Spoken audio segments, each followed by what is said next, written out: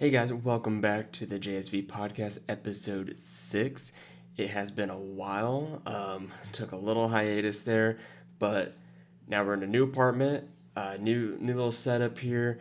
I have an actual schedule that I'm gonna be keeping to, so we should be finding it a lot more consistent now. So I'm excited to be back, and we have a ton to talk about. So let's go ahead and just dive right on in. Let's start with the MLB. Now, I'm going to release this episode probably at the end of the Wild Card because it's going to be posted on Thursday, which I believe is the last day of the Wild Card series.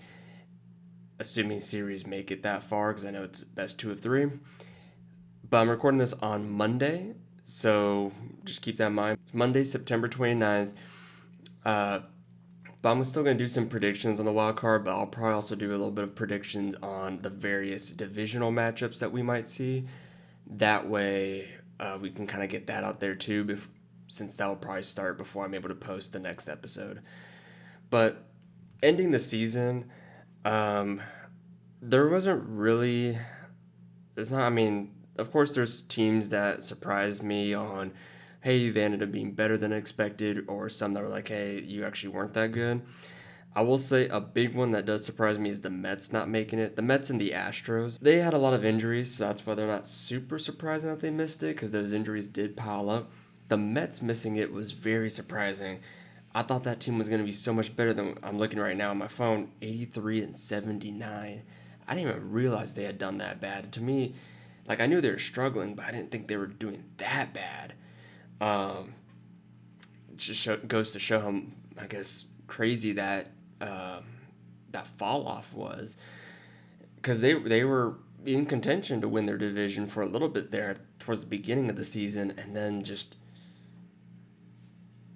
cannot. I don't know what happened. I haven't really been paying too much attention to them, so I can't tell if it was injuries or what was going on there, but yeah, that team just very much underperformed from what I believe everybody thought. And then now I heard that, Pete Alonso is going to actually opt out and become a free agent again. We'll see if the Mets want to bring him back. But they got to make some changes if they want to compete now. And because you're spending a lot of money on that roster to miss the postseason. If I'm the owner, that's unacceptable. So I expect that they'll probably make some roster changes. They'll probably be spending more money in free agency. But as we know, spending money doesn't always equate to wins in baseball. It is the most, I think, is the hardest sport to predict. And I know I do have an episode out there of what each division seeding would look like, and I was very wrong on a lot of them. But yeah, so I think those two. I mean, the Braves as well was a very surprising one. They finished below 500, and again, on paper, they are a really really good team.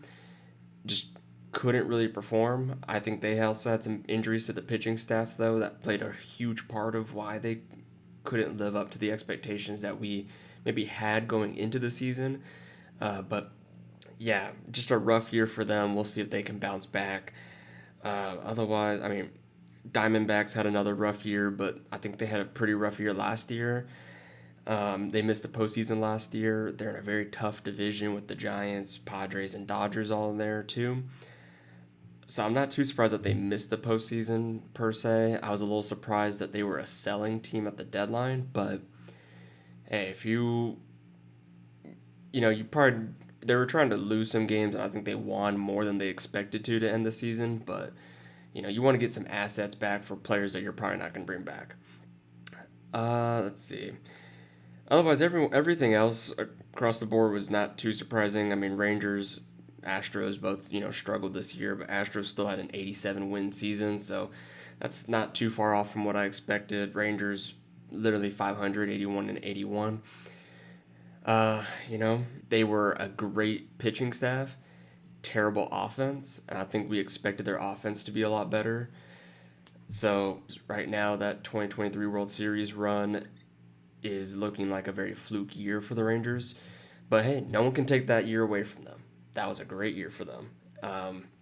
And that's going to kind of lead us now to the postseason, because let's talk about those postseason teams.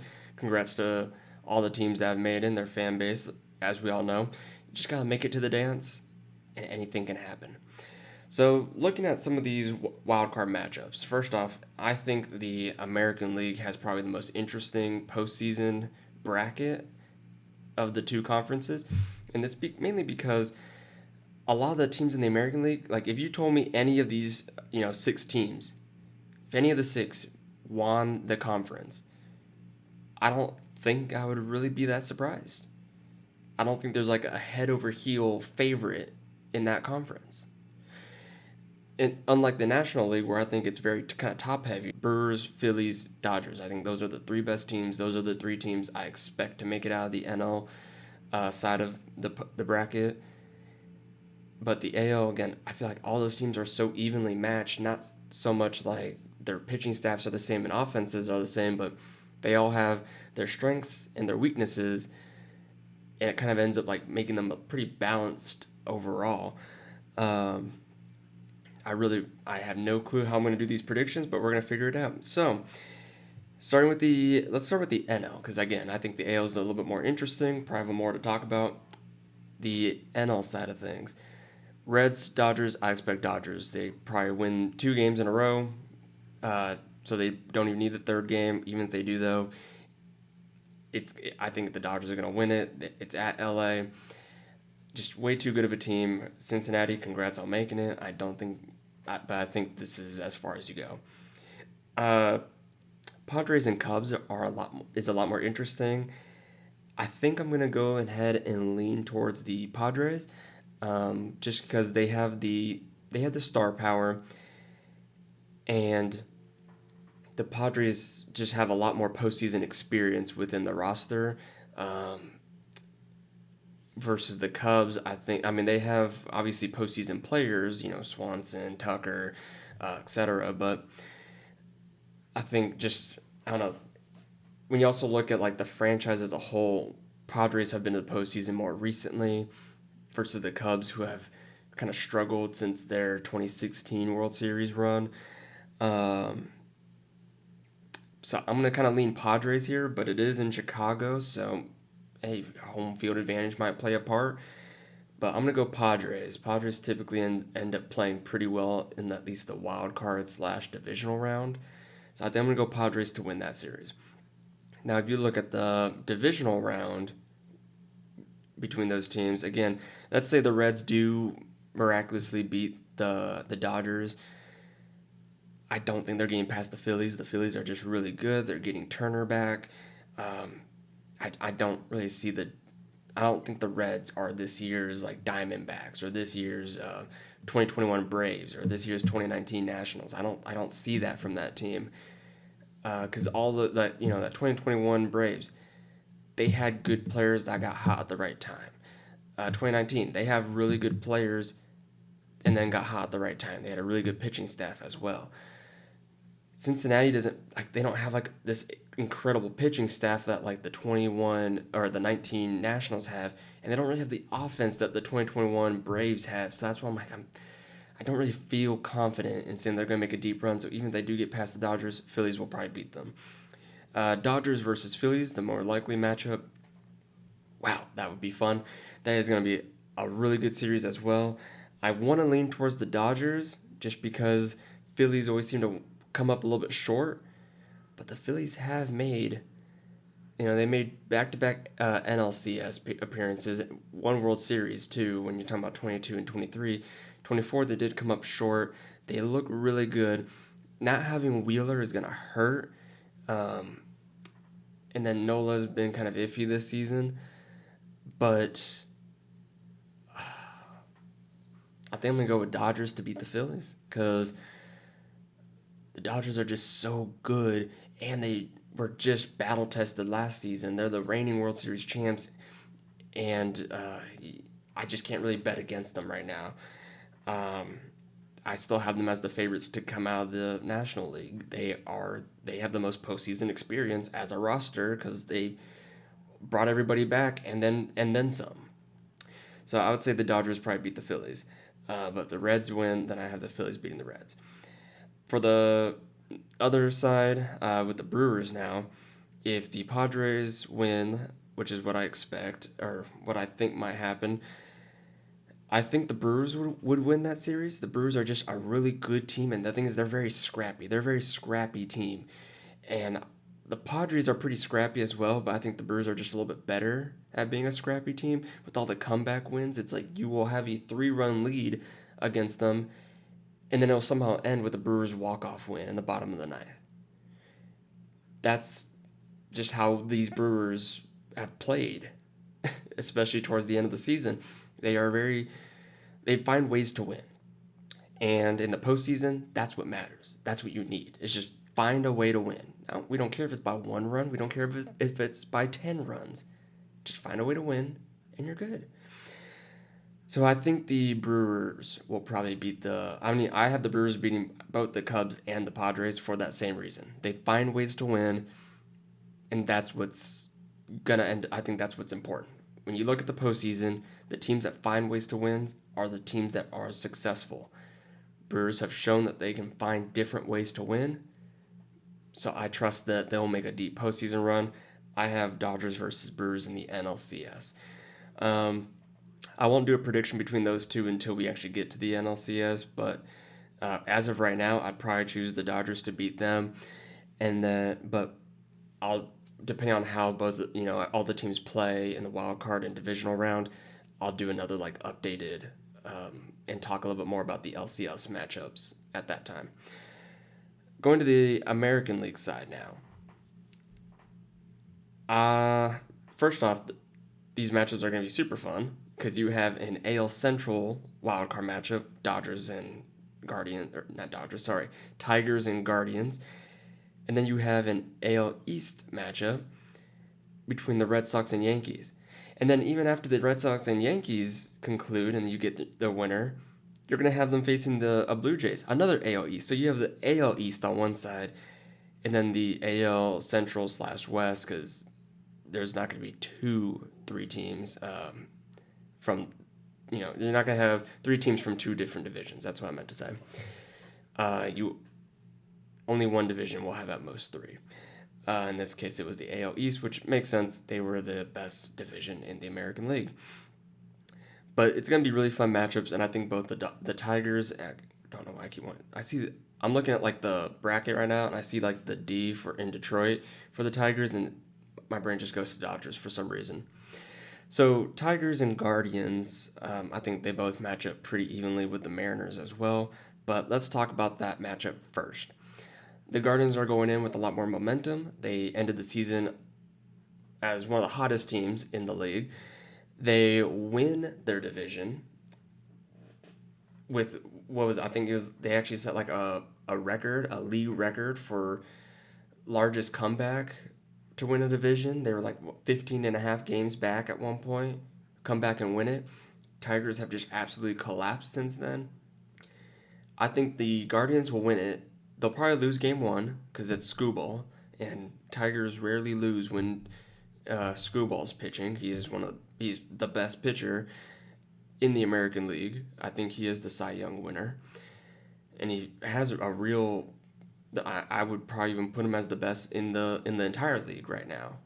But so the Tigers will probably win the game 1 with Skubal on the mound, but I think the Guardians will win the next 2 because again, they are just the hotter team right now. They have the most confidence going in. It's going to be at Cleveland, so you're going to have the home crowd. And I just think that they're going to beat the Tigers. Even if the Tigers win the first game, I would say that the Guardians would win the next 2. I wouldn't be surprised either way, but that's just my prediction. Guardians win. And then for the other one, Red Sox, Yankees, this one's going to be at the Bronx here in New York. Not here, I'm not in New York, but they're in New York. Red Sox and Yankees, that's going to be a fun one because of obviously the rivalry between Boston and New York, but I don't know who I would pick. They both have good pitching staffs, or at least they have good pitchers on there. If they had Garrett Cole, I would easily pick the Yankees, but since they don't, I think I might still go with the Yankees. Being at New York, they have a little bit of an edge there. Yeah, I mean, Red Sox, I think, might have a better defense than the Yankees, but the Red Sox also kind of have an iffy defense. So I think it's going to be a kind of it might be a slugfest. I wouldn't be surprised if it ends up being a slugfest and with high offense. I also wouldn't be surprised with some pitching duels. But yeah, they're a very tough team. I think I'm gonna go with the Yankees. They do have Aaron Judge. They still have Chisholm. They have a good roster offensively. They have good pitching. I think I'm gonna go with the Yankees being at New York, and we're gonna go with the two favorites there, Guardians and Yankees, to win it in their respective wild card matchups. So talking about the potential divisional round matchups, if the Tigers were to win, I think I'd go with the Mariners. The Mariners, similar to the Guardians, ended the year hot. They're very. They have a lot of momentum. They have a lot of confidence. The Seattle's gonna, finally have more than just one game of postseason play in Seattle for the first time in I don't know how long. I guess 2001 maybe. Because when they had last made in 22, they got swept by the Astros, so they only played one game in Seattle. First two were in Houston. So this is going to be like the first time where it's actually at Seattle for the first two games. And with that fan base being as excited as I'm sure they are, with the confidence that the Seattle Mariners are playing at, and they have a great pitching staff. They do have a good offense that, again, got hot at the right time. If they can stay hot past this little, they obviously get 5 days off, I think, between their last game and then the first game of the divisional round. So we'll see if they can stay hot. But right now I got to go Mariners. Mariners over the Tigers, and truthfully, I would probably pick Mariners over the Guardians because I think on paper the Mariners are the better team versus the Guardians. Now, I wouldn't be surprised if the Guardians beat them. I think I'm going Mariners regardless of who wins between the Tigers and the Guardians. I gotta go Mariners. Their pitching staff's really good, and if their team can just again get hot at the right time, that pitching staff's gonna be hard to get runs on, and their offense has the potential to be really really good. Between Boston and New York. And again, I think it's going to be Blue Jays beating Boston or New York. Similarly, that fan base is going to be super excited about having their team not just win the division, which I don't know if anyone really had them winning the division, but not only did they win the division, they also kind of got on a bit of a hot streak to catch the Yankees, pass them. They got some good series wins, I think, against the Yankees and Red Sox here towards the end of the season. Yankees and Blue Jays, though, did have the same record. But again, I think just it being the first two games home for Toronto, I'm going to lean with Toronto to win it. But I wouldn't be surprised. I think if Aaron Judge can, because Aaron Judge typically ends up struggling in the postseason. So if Aaron Judge can have a postseason run similar to his regular season, I have Yankees beating the Blue Jays. But if Aaron Judge is going to have his postseason slump like he ends up for some reason always having, then I think the Blue Jays are going to win. I think that's what it's going to come down to. And right now, I'm going to lean Blue Jays just because Judge has typically been in slumps in the postseason. Until he kind of proves otherwise, I'm going to bet that might be the case again. So I'm going to go Blue Jays. So Seattle and Toronto winning their respective divisional matchups, regardless of who wins the wild card. But I do think Guardians and Yankees will win.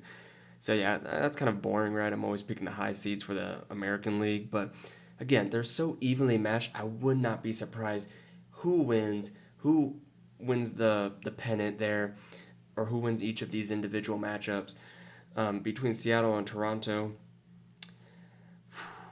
Again, they're just so evenly matched. I'm gonna go ahead and go Seattle. I think it just feels like it's their year maybe. There's no team head over heels better than another in the American League right now. So everyone's pretty even, and I think that's exactly what's going to benefit Seattle here. I have Seattle winning the AL. Again, we'll do another ALCS just like we'll do the NLCS. So predictions and talk about those matchups once we get there. But just doing a quick postseason prediction, Seattle wins it. They'll face the Dodgers. I think Dodgers will repeat over the Mariners. For the simple fact that, again, postseason experience and just the fact that that Dodgers team is just deep and good. But we'll see. I wouldn't be surprised if the Dodgers get eliminated before the NLCS or in the NLCS. I wouldn't be surprised if the Mariners don't even make it past the divisional round. Well, we will see. That's the fun part of baseball, but that's kind of my predictions based off what I had seen here towards the end of the season. I don't really care about what they did in the first 2 months of the season, first 3 months of the season, because if those first 3 months mattered, the Mariners aren't in the postseason. The Astros are the 1 seed, because I think they were at one point. And the Blue Jays would also, well, actually the Blue Jays would pretty much be where they are now too. But the Tigers would be favorites as well to potentially win the pennant because they were really good. So first 3 months I'm not even taking into account. I only care about what happened in September because that's what tells me it was a team going into the postseason hot or cold. So those are my predictions for the MLB. It was a really fun season. Even as an Astros fan, I still had fun this season. It's always great having baseball. Excited for postseason baseball. October baseball is just crazy because anything can happen. Any team can get hot, and it's just fun. So super excited. Wild Card starts tomorrow. I'll be watching as many games as I can. Super excited for that. Going on to now the NBA. So NBA. Season's right around the corner. They will start. I think preseason starts this weekend maybe or somewhere around there. So just talking about it, first off, the East looks rough. The East looks rough. Not saying like they don't have good teams. I think they do have great teams, obviously, and I'm looking at them just to make sure I'm not missing anybody. Cleveland is going to be great. New York is going to be great. If Philly can stay healthy, they'll probably be really good, but, they can never stay healthy, so... but they have some potential. Atlanta, I think Atlanta will actually be a really, really good team. They made some great moves this offseason, I think. And they were already pretty good last year. They missed the postseason, but they kind of just let it slip. But they're very much in control of their own destiny. And they got better. I think they got a lot better. So Atlanta should be good. Boston, I saw Tatum's already on the court again. Crazy. So if he's back during the season, then hey, Boston could be good. But they lost a lot, as we all expected them to. So I just don't know what they're going to look like. Indiana, they lost Halliburton for, I think, the entire season, from what I've heard. I feel bad for them. And they lost Turner, so I don't know what Indiana's going to look like. Detroit should be good. But again, it's like how good. Same thing with Milwaukee. You're going to be good, but just how good. But I think there's just so many teams that I'm like the Bulls. Not that good of a team. Miami, they could be good. They may not be good. They're probably going to be middle of the road. Brooklyn's going to be bad. Washington's going to be bad. Charlotte's probably going to be bad. Toronto could be an interesting team, but they, as well, just like the Philly, cannot stay healthy. And if they can't stay healthy, then like Philly, they're going to be bad. Orlando will probably be good as well. I liked the trade. I didn't like how much they gave up in the trade for Desmond Bane, but I like that they made a trade for a shooter because that's the one thing that has plagued them is they suck at shooting, but they're a great defense team, like defense. So I think they're still going to be really good defensively, despite even if Bane's not this excellent defender. I think the rest of the team is good enough to kind of make up for that.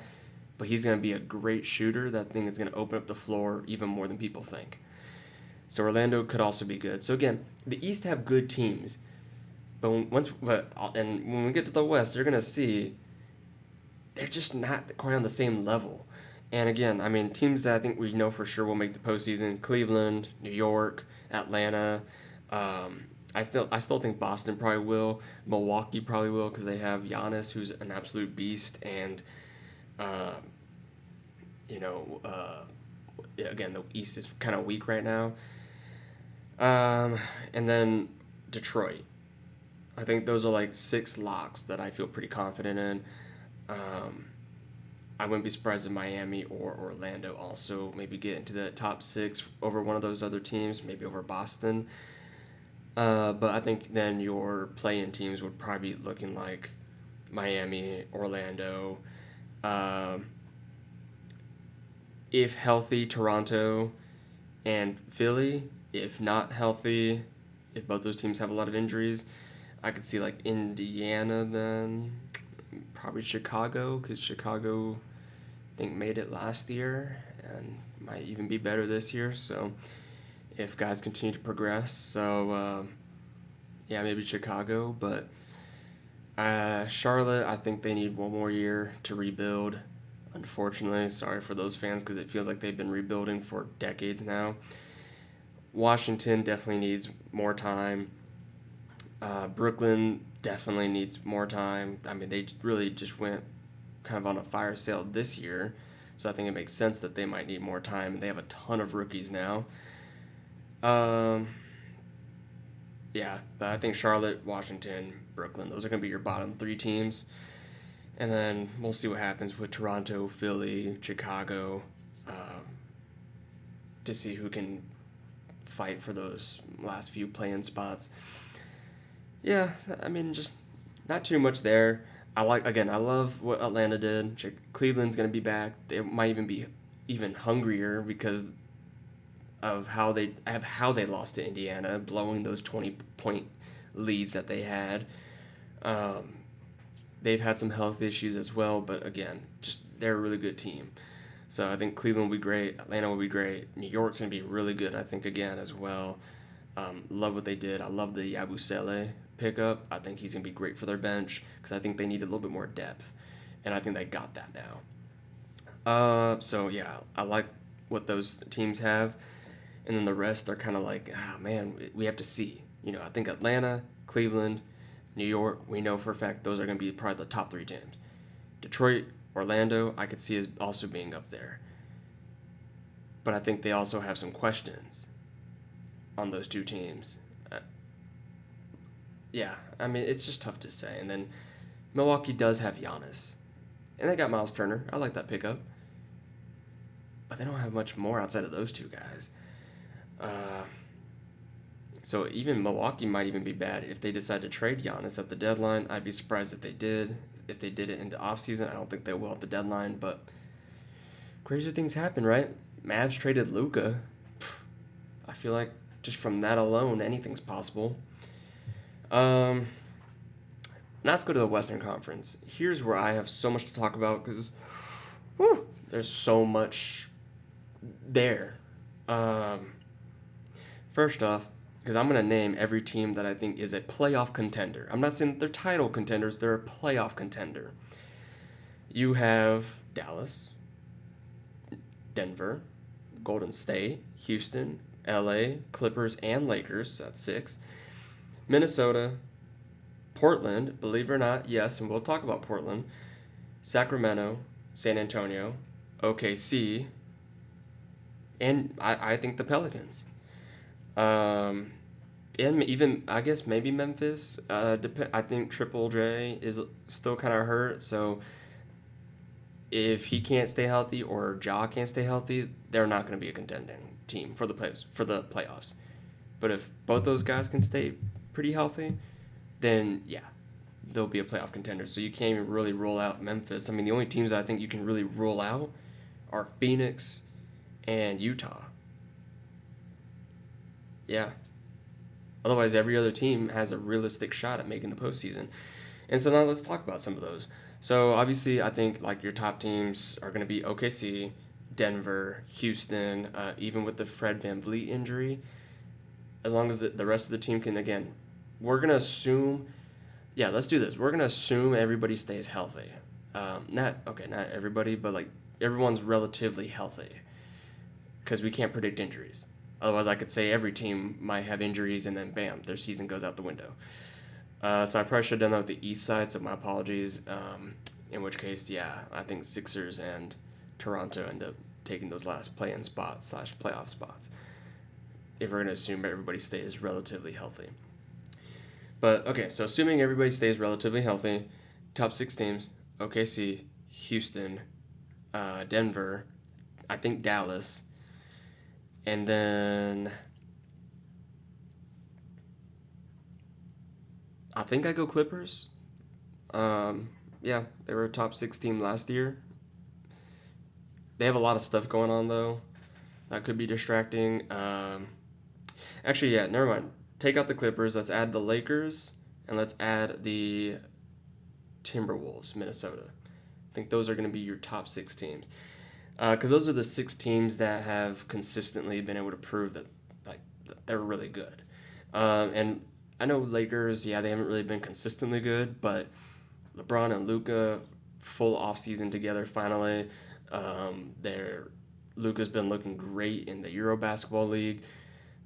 And I think that's only going to help him if he stays slim like we've been seeing. I think he's going to be really, really good.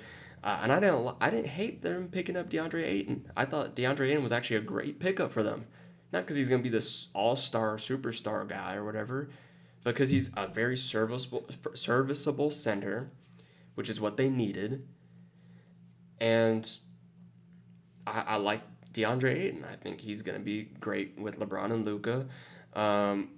They still have some other pieces that they probably need to fill out the roster with. I think they maybe should have been a little bit more active in free agency. But hey, you got LeBron and Luka. That's really, really good. I mean, you can't ask for too much better than that. So yeah, I think those will be my 6 teams. I think Clippers, San Antonio, truthfully Portland. Wait, so Clippers, San Antonio, Portland, and oh man, between New Orleans, Sacramento, and Memphis. Again, okay, well, we're going to assume, people stay relatively healthy. I'm going New Orleans. Because DeJounte Murray, he is an all-star point guard who just has been injured lately. So if he's able to stay healthy, that's a great point guard. If Zion can stay healthy, I mean, last time Zion stayed pretty healthy for a season, they were in the play-in, so I trust that they'll probably do it again.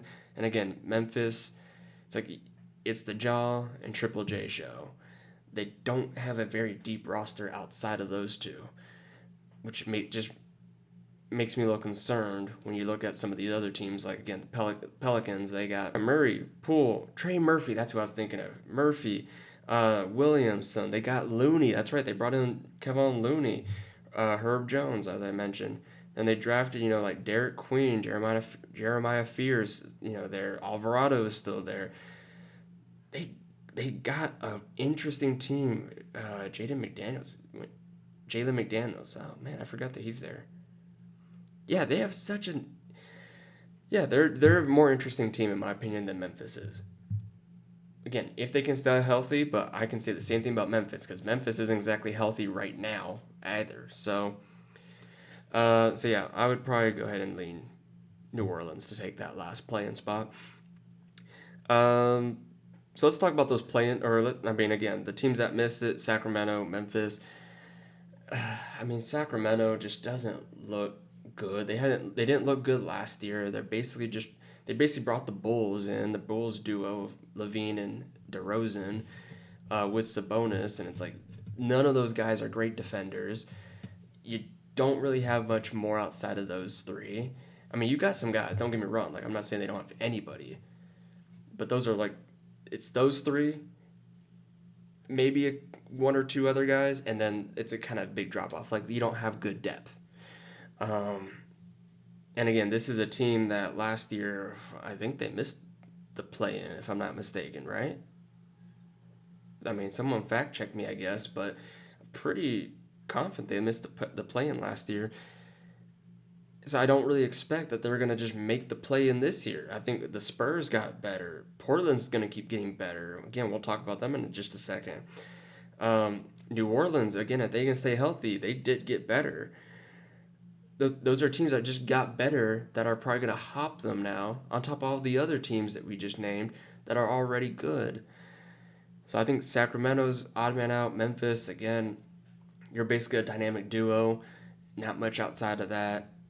I think they're going to struggle this year unless those two guys can stay healthy. Hey, if they stay healthy all season, okay. I think they're a play-in team over New Orleans, maybe even a top 6 team. Because that's just how good, Jaren Jackson Jr., DPOY candidate, and John Morant are. But without Desmond Bane, it kind of hurts them a lot because that was a big shooter for them that's now no longer there. And I actually went to a Memphis game when I was in Memphis. They were playing the Hawks, and that's when the Hawks won on a game-winning layup because they got steal, went down. I actually have that on video too, funny enough. And that's, Triple J got injured that game, towards the beginning. Ja was already injured. And it was just, they weren't terrible, but they weren't good. So that's just why I'm hesitant having much faith in Memphis. So Memphis, Sacramento, I think are going to be out. Utah, and Phoenix, I don't really think I need to explain too much about either of them. Phoenix kind of realized, okay, we are very expensive and not winning, so let's get at least cheaper by getting rid of KD, getting rid of Bradley Beal. At least make the steps needed to get cheaper.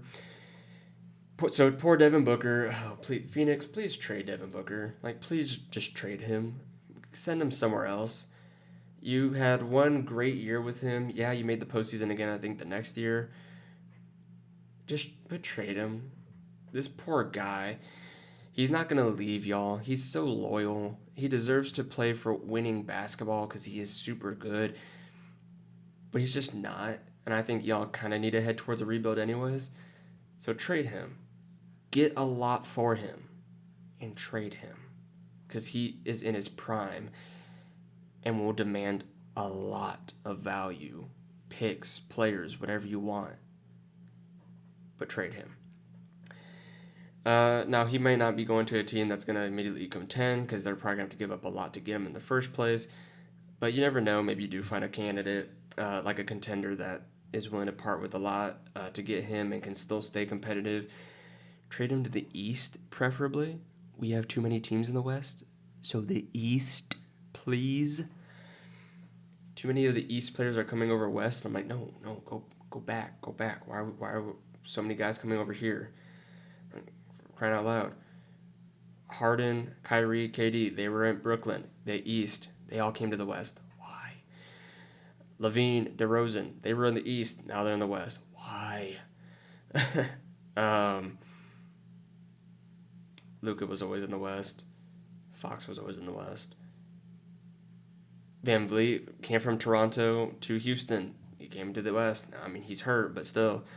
It's like everybody just is coming to the West teams because the West, I guess, know how to build contenders and the East don't. I don't know, but except for the Celtics who just went all in that one year. That was a really good team.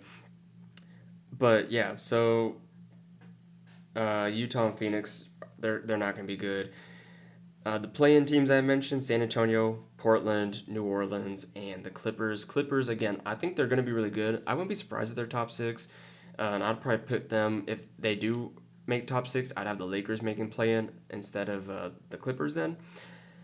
But they just have so much going on. There's so much background noise right now, and it's sometimes hard to overcome that. But they are a really good team still. They are a really good team. I think they're still going to be a really good team. They had health issues last year and still managed to stay a really competitive team.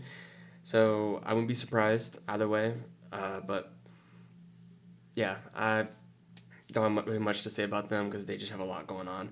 Spurs, they just need a healthy Wemby, healthy Fox. Both guys are going to be healthy going into the season. Harper's hurt right now, but he should be good to go for the beginning of the season. Just won't get that preseason play, which kind of sucks because that kind of would have helped him gel with some of the guys. But hey, it's fine. He's coming off the bench to start his rookie year, which I think is smart. Puts a little bit less pressure on him, and I think that'll just be better for him moving forward. But the Spurs, they're gonna get, as long as Wemby continues to improve, which he's already amazing. Castle continues to get better at his jump shootings. I think that's the next step for him, is just becoming a more consistent 3-point shooter. Having Fox there now full time, and yeah, I'm excited. I think they're going to be a really fun team, and I think they will be playing. I wouldn't be surprised if they're top 6, and they just have like kind of a similar run of what maybe Houston had, but I think they're just a little too young for that still. I think they need one more year before they can really hit that top 6 next step, but play-in for sure. Anything less than play-in is a disappointment. New Orleans, we kind of already talked about them. They're really good. They're a pretty deep team. It's just about staying healthy, which, again, for them, question mark, but we're going to assume. Portland, the reason why I have them, they're young, so they're hopefully going to keep getting better, but they were super good defensively, and I love defense, and I will trust defense making at least the play-in over anything else, because defense wins championships, right? So it's their defense. That's the reason why I've had them so high. They look great defensively. I think they'll keep getting better offensively as they continue just playing with each other. But that defense is legit. If they can, as long as they continue to build on that, which I'm going to assume that they will, they're going to be great. Maybe not great, but they're going to be good. And then I don't really think it's crazy to say that the top 6 are OKC, Minnesota, Houston, Golden State, Denver, Dallas, and the Lakers. Did I name 7 teams? I don't think I did. Whatever. Anyways, the 6 teams I had mentioned earlier. Dallas, they're going to be really good. Again, we can say health for every team, so I don't want to keep saying if they stay healthy. Every team. You can say that for every team. So Dallas, they are good. Denver, good. They have the best player in the world. I love their that trade to get to. I feel bad for Michael Porter Jr. He's going kind of from a contending team to a rebuilding team. But for the Nuggets, I love that trade. Cam Johnson, I think, will play that role very nicely for them. And then you still have Jamal Murray. You still have Jokic. You still have Aaron Gordon. You bring back... why am I drawing a blank on his name? Brown, right? Is that his name? You guys know what I'm talking about. I like the moves that they made to get better. OKC is still gonna be great. Don't need to say enough about them. They're great. Congrats on them winning a championship. They may even repeat. We'll see. Houston, even without having Fred VanVleet, they're a very deep team. They're a very young team, and I don't think VanVleet was the sole reason they were the number 2 seed. So they may not be the 2 seed without VanVleet, but you also brought in KD. Let's not forget that. They didn't have KD last year. Now they do. Yeah, you don't have like Jalen Green, but it's KD. So I think you make up for that. So they'll probably at least be a top 3 seed or 4 seed, because Dallas, I think, can maybe be a top 3 seed as well with Denver. But I think OKC, Denver, Dallas, and Houston will be the top 4. Golden State will probably be 5. Curry, Draymond, Butler, full season together. We'll see. But I like them at number 5, and then Lakers would be 6, because again, I think Lakers and Clippers would be at 6, 7 seed. That I would be surprised if they flip-flop back and forth. But Lakers will be good. LeBron, Luka, again, don't really think I need to say much about them. Kind of already did. So that's kind of just every team, kind of like my just quick thoughts on them. I guess already did a ranking, like what my predictions will be for them. But yeah, we'll keep talking about teams as we get closer to the season. We might actually talk more about specific teams that I choose. But again, just coming back from after being on a little bit of a hiatus, I wanted to just quickly give overview thoughts on every team. But we'll deep dive into some certain teams leading up into the season. So now, last but not least, the NFL, who have begun their season. We just wrapped up week 4. My Cowboys actually looked pretty good after looking terrible against the Bears. And so I don't really want to go through like an overview on every single team. Because I kind of just did that with the NBA, and this episode's already probably going to be a little bit longer. I think I might end up talking about every single team because there's a lot to talk about. But let's start off with like the AFC, and I'm looking at my phone right now just to look at the standings and make sure, again, just to make sure I don't miss somebody. Biggest surprise. Actually, I have two big surprises. Two of my biggest surprises right now in the AFC are the Ravens and the Texans. Both teams are sitting at 1-3. Texans just got their first win. Ravens have still yet to beat anyone really good. Like, they're one. Oops, hit the wrong team. The Ravens' one win was against the Browns. Okay, I was like, why am I drawing a blank? But they lost to the Bills. They lost to the Lions. They lost to the Chiefs. And I know Harbaugh, I think in his post-game interview after the Chiefs, they said, he was like, yeah, you never want to start 1-3, but our 3 losses have been to good teams. And yeah, to their credit, the Chiefs one was their worst loss, but only 8 points, so 1 possession against the Lions, 1 point, 1 possession against the Bills. And the Bills was a tough one because of the Derrick Henry fumbles.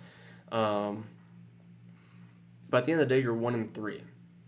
And you lost to 3 teams, 2 of which are in your conference, that you feel like you probably need to be able to beat if you want to win a Super Bowl, which is what it's not. Making the postseason isn't a successful season for the Ravens. That's expected. Super Bowl, at least making the Super Bowl, would be a good season. Winning it is a good season. But you have to win your conference or win the Super Bowl. One of those two. So make the Super Bowl and just basically make the Super Bowl. That's a good season for the Ravens. Whether you win or lose it, making it that far is a good season. But you haven't proven you can beat anybody that would come in your way on that path.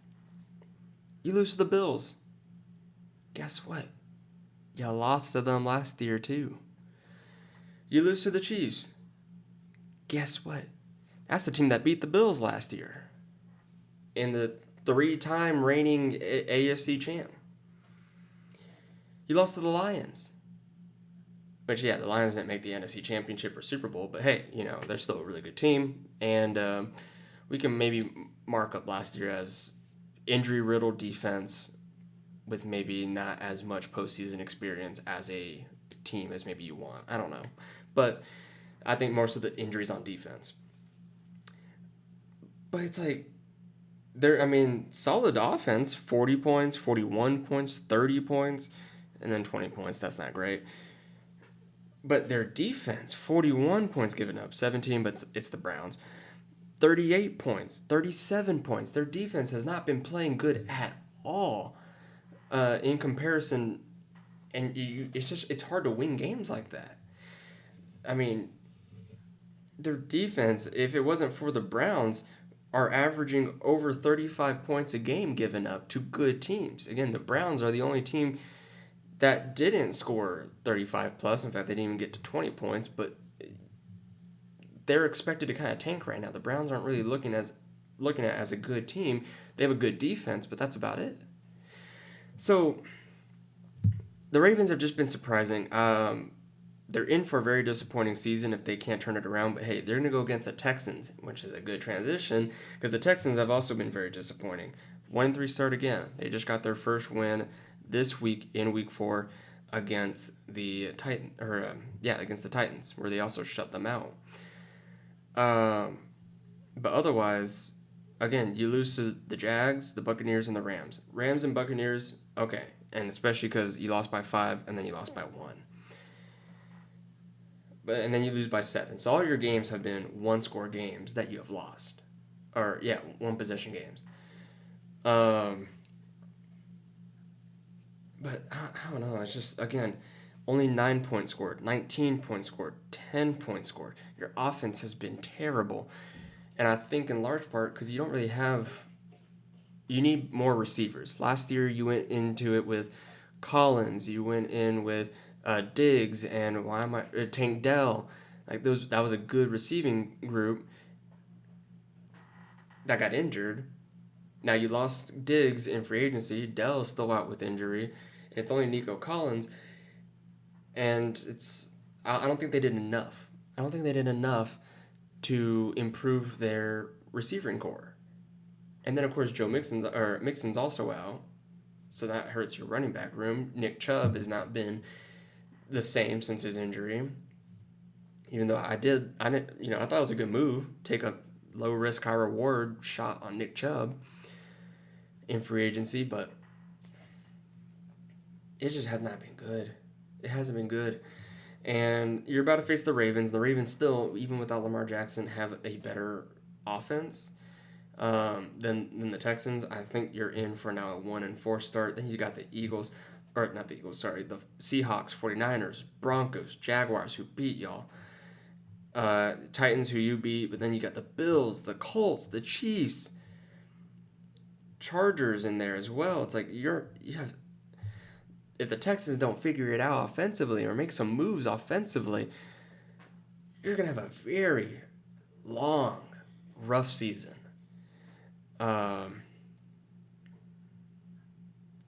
So, yeah, I think next week is going to be rough for one of those two fan bases. One of them is going to basically be eliminated from the postseason, if we're just being honest. Yeah, I know it's only week 5, and there's, however many, 11 more weeks left. 12 more weeks left, right? 5 games, you pay 17, so 12 weeks of games.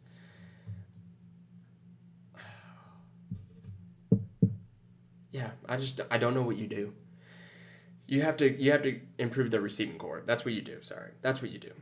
And for the Ravens, you just have to make some moves for the on the defensive side, because your defense is it's not cutting it against good teams, and Texans, your offense isn't cutting it against good teams. So, yeah, so that should be interesting. A bad offense versus a bad defense with the Ravens and Texans. So we'll see. But Chargers have been good. I'm not too surprised about that. They got their first loss, which was surprising, against the Giants. That's not who I thought that they would be. But we're left with only two undefeated teams left. That is the Eagles, after beating the then undefeated Buccaneers, and the Bills being undefeated as well. Both those teams are playing very exceptionally well as a team. Bills have an amazing quarterback. Eagles have a good quarterback too, don't get me wrong. Hurts, I'm going to give him his props. He's a great quarterback. But they have a really good defense. They have a great running back. They have a great O-line. They have 2 great receivers. And the Bills, again, also great team, great running back, great O-line, good receivers. So it makes sense. Good defense, makes sense that those are the 2 undefeated teams to start the year. We'll see how that continues. The Bills this week have the Patriots, so I expect them to go to 5-0. Eagles got the Broncos. The Broncos have kind of struggled to start the season. They're also 1-3, or sorry, they're 1-2. My bad. They had their bye week. I am a little surprised about that. But you lost to the Colts. The Colts have actually been surprisingly good, and you lost to the Chargers, who again have been really good up until this week when they faced the Giants. But so we'll see. The Eagles' next game is against the Broncos, but they have a bye.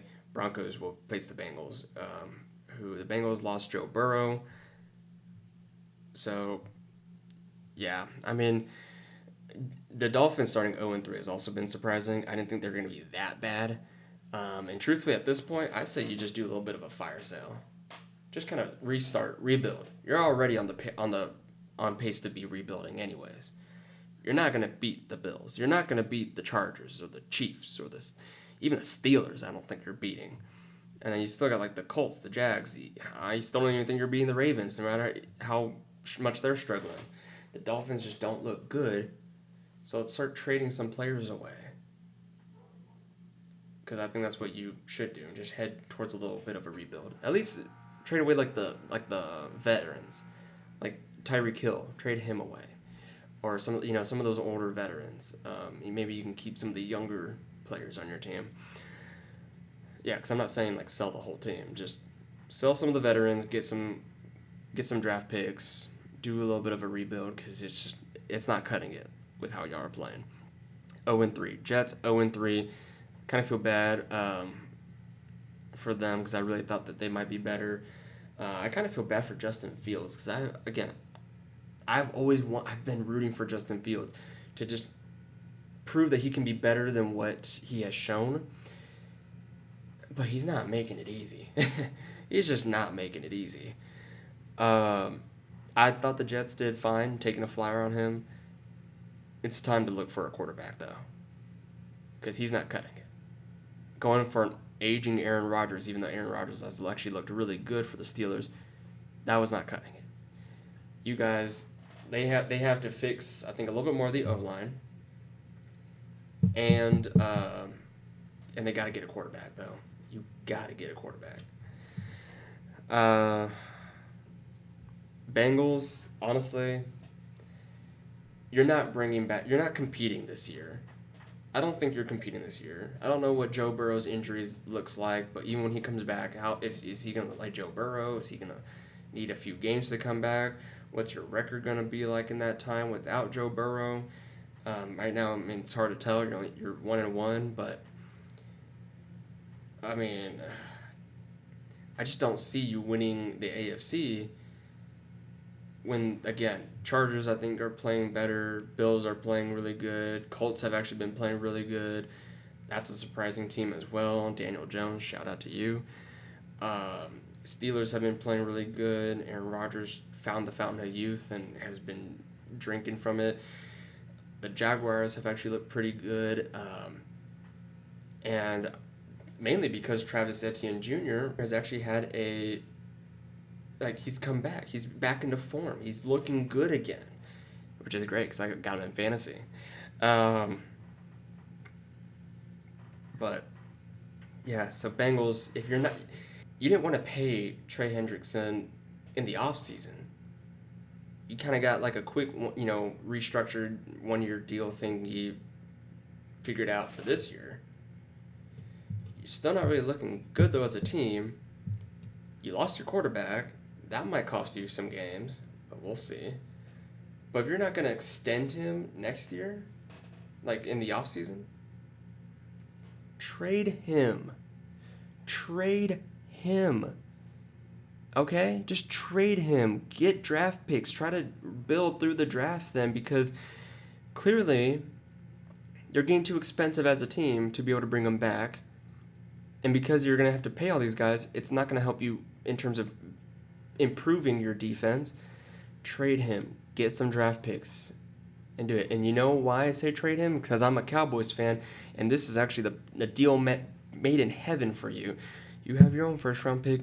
Trade for one of those Packers picks. Because I can tell you now, the Cowboys are not going to give up their picks. Not with the way that they've started and the way that defense looks. But you could get the Packers pick. That's still a first-round pick. I don't care what these analysts are saying with it being like a glorified second or whatever towards the end of the draft. It's still a top 32 pick. Top 32. You can do a lot with a top 32 pick.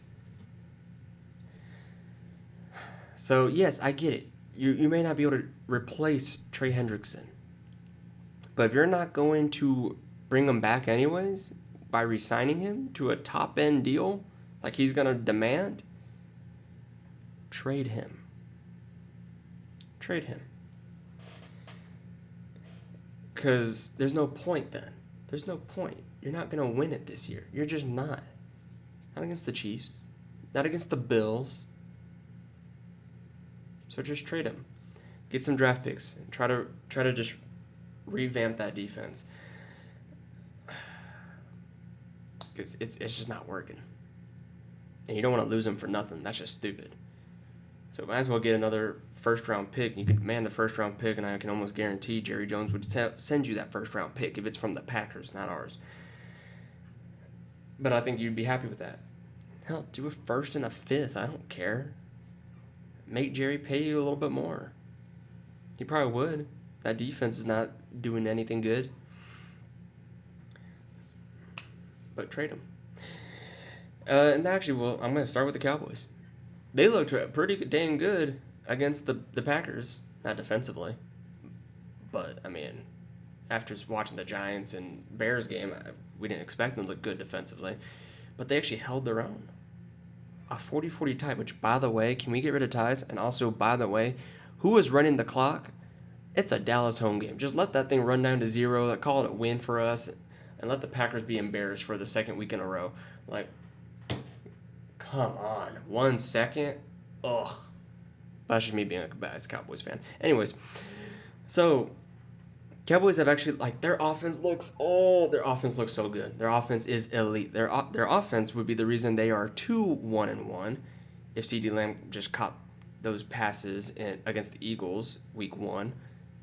That might come back to haunt us. But that's how good the offense is.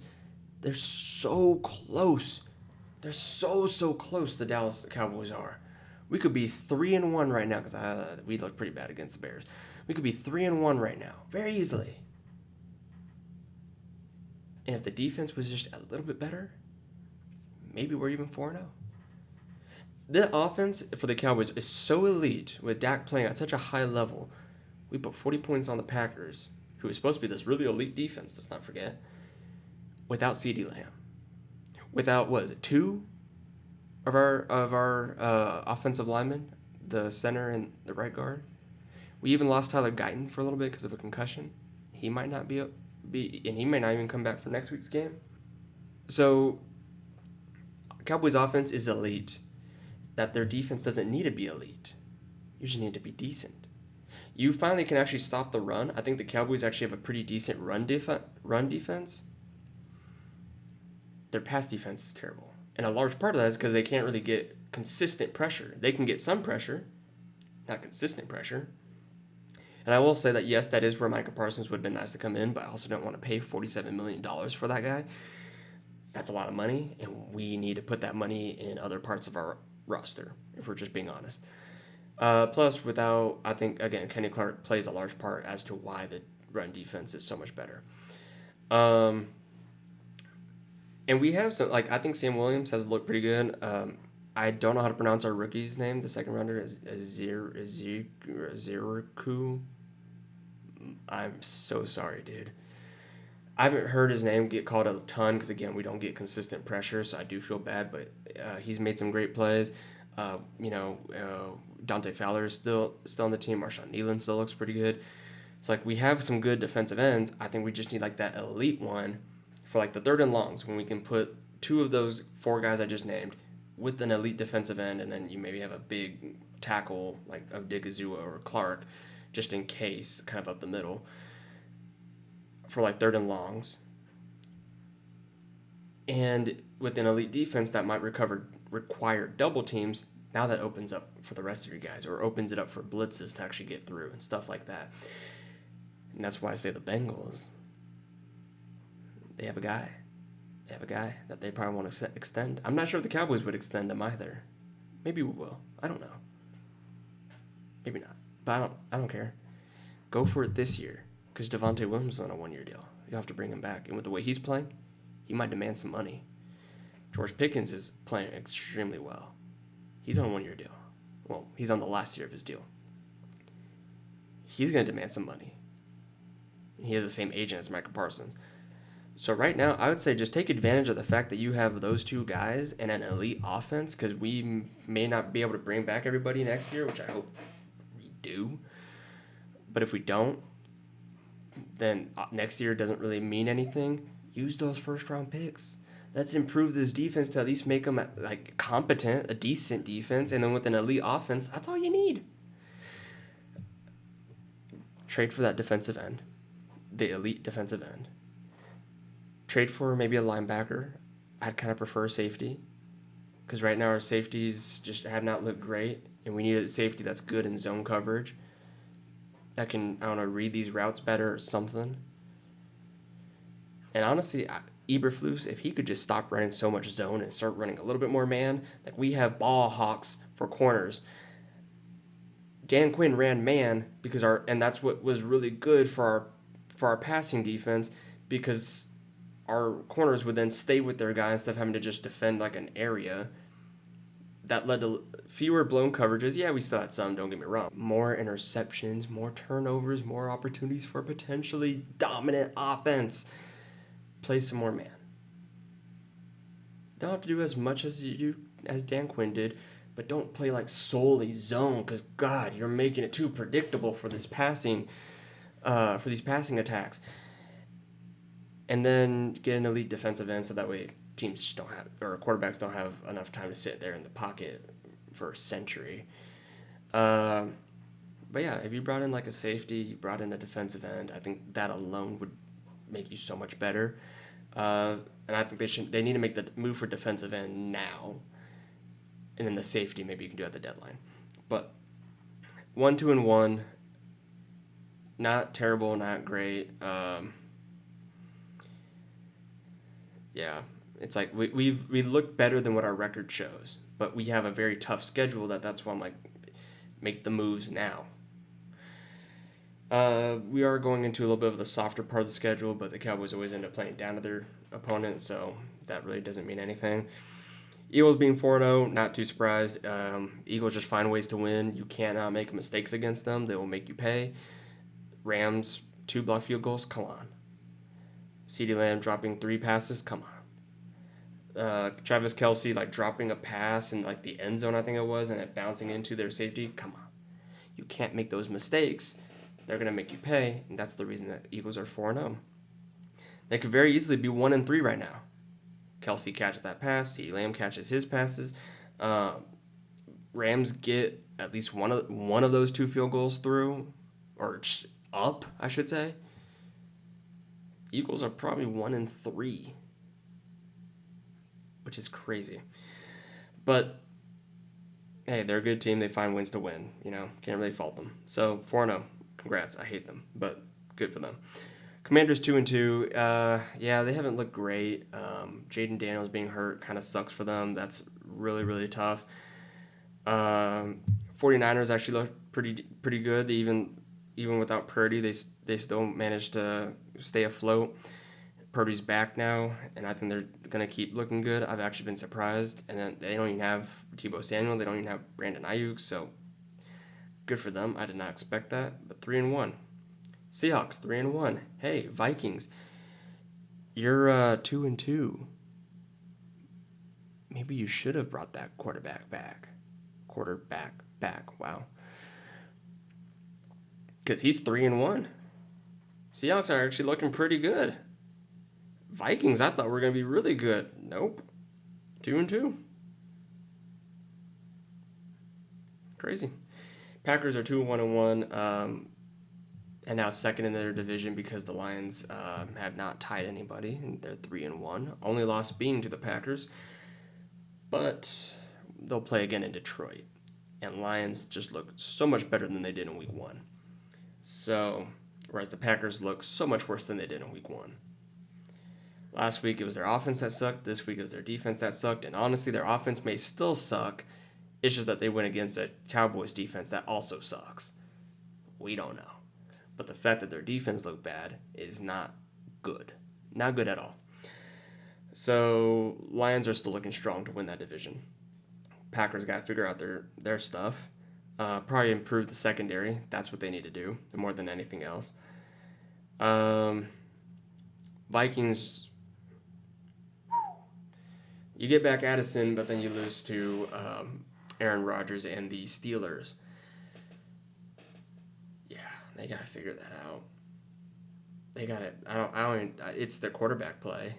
It is. JJ McCarthy did not look good. Wentz had 1 week of looking good last week. I missed the beginning part of the game because I forgot that they played in the morning.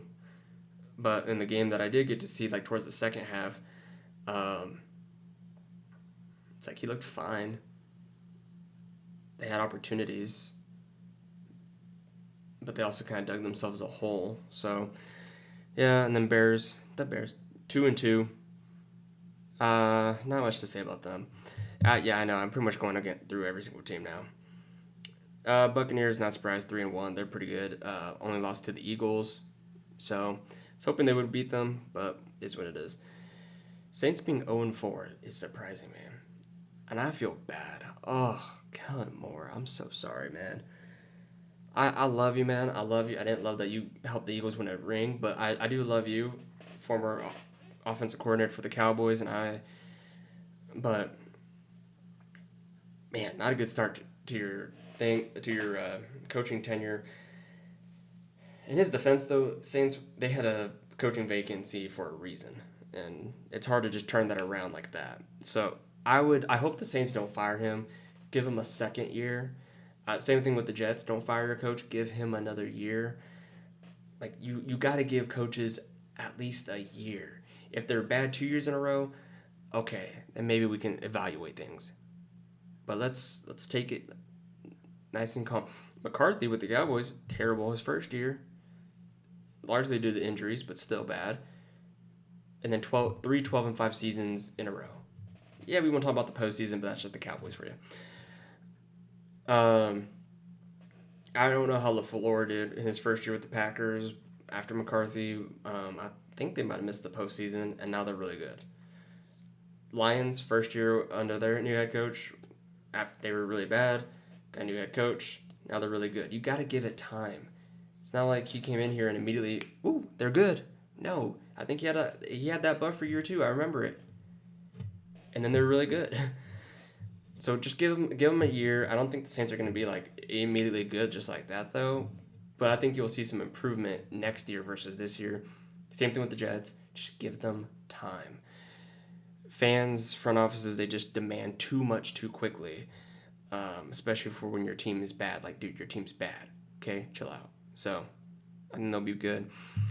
NFC West is looking like the best division ever. Three 3-1 teams, one that's 2-2. So they don't have a single team that's below 500 through 4 weeks. That's pretty good. Rams only lost. Eagles, Seahawks only lost. Who did they lose to? Cardinals actually lost to the Seahawks too, by the way. So that's not too bad when you consider that the Seahawks are 3-1. Seahawks only lost to the 49ers. Divisional team. And then the 49ers only lost, because I don't remember all these team schedules on the top of my head. Jaguars, a 3-1 team. So, yeah, that division is looking really good, and I think they'll continue to only look better. Yeah, I think it's safe to say that they are the best division right now. Okay, and one thing I want to do, because the NFL only has one game per week, so I can easily do this, we're going to predict the winners for this next week. Again, we're doing this on Monday. We'll release this Thursday, so you know I'm not lying. 49ers and Rams, that's the Thursday game. Division matchup, 2 3-1 teams. Give me the Rams because it's at LA. That defense is really, really good. I love what I saw against the Eagles with them. They just blew that game. They're that close to being 4-0. So give me the Rams against the Niners. Vikings, Browns at Cleveland. Give me the Vikings. The Browns are not that good. They're a good defense, but that's about it. Vikings should be able to beat them. If they don't, Vikings have a real problem. Cowboys at Jets. Give me the Cowboys. I think the Jets will. Jets don't have the crazy offenses that we've seen with like the Eagles and the Packers. Bears do have a decent offense. Okay, they do have a decent offense. They just look even better against the Cowboys because their defense sucks. But that Cowboys offense is so good. I think they can overcome the Jets, who have not started out good at all. Give me the Cowboys. Giants at Saints. Give me the Giants. They look a lot better with Jackson Dart. Yes, they lost Neighbors, but again, the Saints have not looked too good. But who knows? Maybe Kellen Moore, he knows how to beat the Giants. Former Cowboys offensive coordinator. But I'll take the Giants. Raiders at Colts. Give me the Colts. It's at Indianapolis. A.D. Mitchell, former Longhorn. Hook 'em. Feel bad for him. He had a couple of bonehead mistakes in their loss last week. Otherwise, they could be 4-0. So they would have been that close to being 4-0. That means they're really good, obviously, right? So, yeah, Raiders at Colts. Give me the Colts. Dolphins at Panthers. Oh, man, that's going to be a bad game. Dolphins have looked good, but you know what? I think I trust them a little bit more than the Panthers. I'll go with the Dolphins. Broncos at the Eagles. Oh, so sorry, it wasn't the Eagles with the bye. I could have sworn I saw the Broncos' next game was against the Bengals. That's because they played a day. Duh. Okay, my bad. So none of those teams have a bye. Now it looks stupid. Whatever, I'm going to keep it in. Broncos and Eagles. Give me the Eagles because, they're 4-0. I'm not going to bet against them until they finally lose. Texans and Ravens. Give me the Ravens. I just trust the Ravens have a better team front top to bottom. Lamar Jackson is a little bit banged up, but you know what? It's at Baltimore. Give me the Ravens in a much-needed win. Titans, Cardinals. Give me the Cardinals. Titans have looked terrible to start the season. 0-4. Cardinals again, part of that elite division. 2-2. Only losses were to the Seahawks and I don't know who else. Give me the Cardinals over the Titans. Buccaneers at Seahawks. That's gonna be a good one. That's 2 3-1 teams, both very good. Seahawks' only loss was to a 3-1 49ers. Buccaneers' only loss to a 4-0 Philly. So they lost to good teams. Give me it's at Seattle. That might play a part. But you know what? Buccaneers don't want to lose 2 in a row. Give me the Bucs. Lions at Bengals. Lions. Do I even need to say much more? Lions. Commanders at the Chargers. Give me the Chargers. Commanders have looked good. I don't know what the health status of Jaden Daniels is going to look like. Give me the Chargers at home in LA, coming off their first, right? Yeah, for their first loss against the Giants. They're not going to want 2 losses in a row. They're going to want to beat up on an NFC East team after what happened last week. Chargers. Bills, Patriots, Bills. Do I need to say much more? Probably not. Bills. And then the Monday night game next week, Chiefs at the Jaguars. Jaguars have actually looked pretty good. Chiefs, though, they did just kind of beat up on the Ravens. Their losses have been to the Chargers and the Eagles, so 2 really good teams. Patrick Mahomes, don't know if I should ever really be betting against him, so I won't. Not against the Jaguars. I need to see a little bit more from the Jaguars. I will have a lot more belief in the Jaguars if they can beat the Chiefs like that. That's a great test for them, but give me the Chiefs. So there you go, down the line, and we'll see how many I can get right, and we're going to do this going forward each week. But so anyways, a little bit longer episode, but it's the first one coming back, so I kind of expected it to be a little bit longer. I'm excited to be back. I really am. I kind of hated that I went on a little hiatus, so I apologize for that, but you know what? Again, got the schedule. I got an actual desk for it. I'm not just on my kitchen island anymore. 'Cause yes, that's where I was before in my living room and stuff. Now I got my room. You can kind of see that my background. I got the posters of the 3 leagues, every single team. But got the new room. Got the decorations up. I'm loving it. I'm loving that to be back. We will be consistent. That is going to be a promise I make to both myself and to you. So please comment, subscribe. Let's comment. I love to do a comment for baseball, basketball, and football. So for baseball, let's see. Let's comment some of your predictions for the postseason. Any crazy predictions you might have. Anyone that you think will win. You don't have to predict every single round. Just give me a crazy prediction. Basketball, same thing. Just give me a crazy prediction for the season. Maybe your hottest take. And actually, I think that's what I'll do next time, is kind of give some hot takes for the basketball season. Football, just comment your team. Comment who your team is. I want to see some pride from your team, from your favorite team. Comment it. Let's see some pride in the chat there. So please comment, subscribe. This will also be on Spotify. Please show some love there. Any and all support, super appreciated. Y'all take care, and I'll see y'all next time. Thanks. Bye.